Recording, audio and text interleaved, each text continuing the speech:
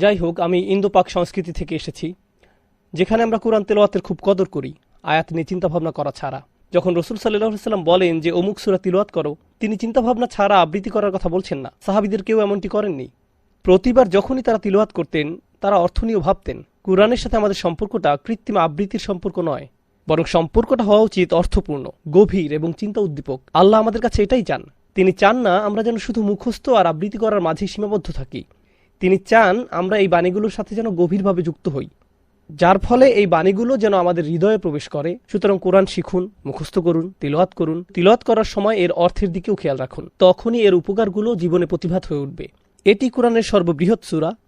এখন আমি সংক্ষেপে সূরা বাকারার কিছু বিষয় নিয়ে কথা বলতে চাই ইনশাআল্লাহ। আমি কয়েকটি হাদিস বর্ণনা করেছি এই সূরার কিছু গুণাবলী এবং গভীর সৌন্দর্য সম্পর্কে কিছুটা ধারণা লাভ করার জন্য, এমনকি রাসূল সাল্লাল্লাহু আলাইহি ওয়াসাল্লামের সময়কাল থেকেই। কিন্তু এই সূরার আরেকটি ব্যাপারেও আপনাদের জেনে রাখা উচিত। এই সূরাটিকে খুব সহজেই 9 ভাগে ভাগ করা যায়। এটি একটি দীর্ঘ সূরা, আয়াত সংখ্যা 286। এর রয়েছে 9টি অংশ।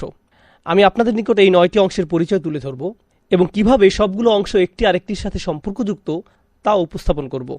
প্রথম অংশে আল্লাহ কোরআনের শ্রোতামণ্ডলীকে 3 ভাগে ভাগ করছেন। যারা কোরআনের দাওয়াতের সম্মুখীন হয়েছে, যারা কোরআনের প্রতি বিশ্বাস স্থাপন করেছে, 2 যারা কোরআনকে একেবারেই অস্বীকার করেছে, 3 যারা ঈমানের দাবি করে কিন্তু আসলে তাদের ঈমান নেই, মুনাফিকরা, বিশ্বাসীরা, অবিশ্বাসীরা এবং মুনাফিক। সূরাতুল বাকারার এটা হলো প্রথম অনুচ্ছেদ। আপনারা একে বলতে পারেন প্রথম অংশ। আর দ্বিতীয় অংশে আল্লাহ বলেন এই ধারণা যারা প্রকাশ্যে স্বীকার করে, যারা প্রকাশ্যে অস্বীকার করে, যারা মুনাফিকি করে, এই 3 প্রকার মানুষ সব সময় ছিল। বস্তুত বিশ্বাসী, অবিশ্বাসী এবং মুনাফিক এই ধারণাগুলো শুরু হয় আদম আলাইহিস সালামের ঘটনা থেকেই। তাই এর পরে এসেছে আদম আলাইহিস সালামের কথা, কিভাবে তিনি পৃথিবীতে প্রেরিত হন। এটা হলো দ্বিতীয় অংশ। দ্বিতীয় অংশ শেষ হওয়ার পর আমরা আরও এগিয়ে যাই। আর আল্লাহ বলেন যেভাবে আদমকে একটি বিশেষ সৃষ্টি হিসেবে পৃথিবীতে দায়িত্ব গ্রহণ করার জন্য প্রেরণ করা হয়েছিল, তাকে আসলে প্রতিনিধি হিসেবে প্রেরণ করা হয়েছিল, যিনি তার উত্তরাধিকারকে এক প্রজন্মের পর আরেক প্রজন্মের নিকট হস্তান্তর করবেন। এভাবে মানবজাতি যখন চারিদিকে যথেষ্ট পরিমাণ ছড়িয়ে পড়বে, তখন শুধু একজনকে দায়িত্ব নিলে হবে না, একটি সমগ্র জাতিকে দায়িত্ব নিতে হবে। এই কারণে বনী ইসরাইলকে বাছাই করা হয়েছিল আল্লাহর হেদায়েতের ধারক বাহক হিসেবে, আদর্শ জাতি হিসেবে, যেন তারা আল্লাহর হেদায়েত অনুসরণ করার সৌন্দর্য দেখাতে পারে গোটা মানবজাতিকে। এই দায়িত্ব তাদের উপর অর্পণ করা হয়েছিল। এই বিষয়ে দীর্ঘ একটি আলোচনা, কিভাবে তাদেরকে সেই দায়িত্ব অর্পণ করেছিলেন, অন্যান্য জাতির উপর কিভাবে শ্রেষ্ঠত্ব দিয়েছিলেন। পরে তুলে ধরা হলো কিভাবে তারা আল্লাহর আশা অনুযায়ী দায়িত্ব পালন করতে ব্যর্থ হলো। এটা হলো সূরা বাকারার তৃতীয় অংশ। এখান থেকে আল্লাহ আরেকটি বিষয়ের উপর গুরুত্ব দিয়েছেন। আমাদের মহানবী সাল্লাল্লাহু আলাইহি ওয়াসাল্লামের রাসূল হওয়া ইসরায়েলিরা মেনে নিতে পারেনি। তারা মনে করত নবুয়তের দায়িত্ব তো ইসরায়েলিদের, একজন ইসরায়েলি কেবল নবী হবে। মুহাম্মদ সাল্লাল্লাহু আলাইহি ওয়াসাল্লাম তো একজন আরব কিভাবে ওহী পেতে পারে। তাই আল্লাহ কি বললেন, তিনি একটু পেছনে সরে এসে ইব্রাহিম আলাইহিস সালাম সম্পর্কে বলতে শুরু করলেন। কেন? কারণ বনী ইসরায়েলিদের যদি আরবদের সাথে কোনো সম্বন্ধ না থাকে, তাদের তো ইব্রাহিম আলাইহিস সালামের সাথে সম্বন্ধ থাকার কথা। একটা ব্যাপার এখানে খেয়াল করুন, এই সূরার ঘটনা শুরু হয়েছিল আদম আলাইহিস সালামকে নিয়ে, যিনি হলেন আদি পিতা। পরেই একটি জাতি সম্পর্কে আলোচনা করা হলো। এরপর আমরা ইব্রাহিম আলাইহিস সালাম সম্পর্কে কথা বলবো। এর একটু পরেই নতুন জাতি সম্পর্কে কথা বলা হবে। পিতা, জাতি, পিতা, জাতি, এমন একটি মিল এখানে লক্ষ্য করা যাচ্ছে। আরেকটি মজার বিষয় হলো, আদম আলাইহিস সালামকে পরীক্ষা করা হয়েছিল, তিনি সেই পরীক্ষায় উত্তীর্ণ হতে পারেননি। পরে তাকে এর ক্ষতিপূরণ করতে হয়। বনী ইসরায়েলকেও পরীক্ষা করা হয়েছিল, তারাও পাশ করতে পারেনি, তাদের সুযোগ ছিল ক্ষতিপূরণ করার। তারপর এসেছে ইব্রাহিম আলাইহিস সালামের কথা, তাকেও পরীক্ষা করা হয়, তিনি তার সকল পরীক্ষায় পাশ করেন। সব শেষে আসছে আমাদের উম্মার কথা। আল্লাহ বলছেন আমি তোমাদেরকে পরীক্ষা করব। তিনি বলেন ওয়ালানাবলুয়ান্নাকুম বিশাই, আল্লাহ বলছেন আমি তোমাদেরকে পরীক্ষা করব, দেখি তোমরা কি আদমের মতো ভুল করবে, নাকি বনী ইসরায়েলদের পথ অনুসরণ করবে এবং ভুল করতে থাকবে, নাকি তোমরা তোমাদের পিতা ইব্রাহিম আলাইহিস সালামের ঐতিহ্য ধারণ করবে, যিনি সব পরীক্ষায় পাশ করেছেন। ফা আতাম্মাহুন্না, বিষয়গুলো এভাবেই একটি আরেকটির সাথে সম্বন্ধযুক্ত। যখন ইব্রাহিম আলাইহিস সালাম সম্পর্কে কথা বলা হয়েছে, যে আল্লাহ অর্ধেক অংশে তার পুত্র ইসমাইল আলাইহিস সালাম সম্পর্কে বললেন, আর অন্য অর্ধেক অংশে তার নাতি ইয়াকুব আলাইহিস সালাম সম্পর্কে বললেন, যার অন্য নাম হলো ইসরাইল। ব্যাপারটা কেন গুরুত্বপূর্ণ? কারণ আল্লাহ বলছেন এরা উভয় ইব্রাহিম আলাইহিস সালামের বৈধ বংশধর, তারা উভয়ই ছিলেন মুসলিম। আল্লাহ উভয়জনের মুখ থেকে মুসলিম শব্দ উল্লেখ করেন। তাই আমরা বুঝতে পারি রাসূল সাল্লাল্লাহু আলাইহি ওয়াসাল্লাম তাদেরকে যে বার্তার প্রতি আহ্বান জানাচ্ছেন সেটা দারুণ সত্য। যখন তোমরা ইসরায়েলিরা রাসূল সাল্লাল্লাহু আলাইহি ওয়াসাল্লামকে আরব হওয়ার কারণে প্রত্যাখ্যান করছো, তখন ইবলিসের সাথে তোমাদের খুব একটা পার্থক্য নেই, যে আদম আলাইহিস সালামকে অস্বীকার করেছিল তাকে মাটি থেকে সৃষ্টি করার কারণে। তাই সেই ভুল পথে পা বাড়িও না, ওকে গ্রহণ করে নাও। এটা করার পর আমরা আবার পিতার আলোচনায় ফিরে আসছি। এখন তার যেহেতু 2টি বংশধারা আছে, তিনি তার পেছনে একটি উত্তরাধিকার রেখে যাবেন, একটি প্রতিষ্ঠান রেখে যাবেন। তিনি কাবা নির্মাণ করলেন। তিনি মরুভূমির মাঝখানে এই ঘর নির্মাণ করলেন। এই ঘর নির্মাণ করার সময় তিনি একজন রসুলের জন্য দোয়া করলেন। এখন ইসরায়েলীদেরকে বলা হচ্ছে, মুহাম্মদ সাল্লাল্লাহু আলাইহি সাল্লাম তোমাদের নিজেদের পিতা ইব্রাহিম আলাইহিস সালামের দোয়ার ফসল। তিনি তোমাদের নিজেদের পিতার প্রার্থনার জবাব। মুহাম্মদ সাল্লাল্লাহু আলাইহি সাল্লাম হলেন ইব্রাহিম আলাইহিস সালামের উত্তরাধিকারের পরিপূরণ। তাকে তোমাদের নবী মনে করা উচিত, ঠিক যেভাবে তোমরা ইব্রাহিম আলাইহিস সালামকে মানো।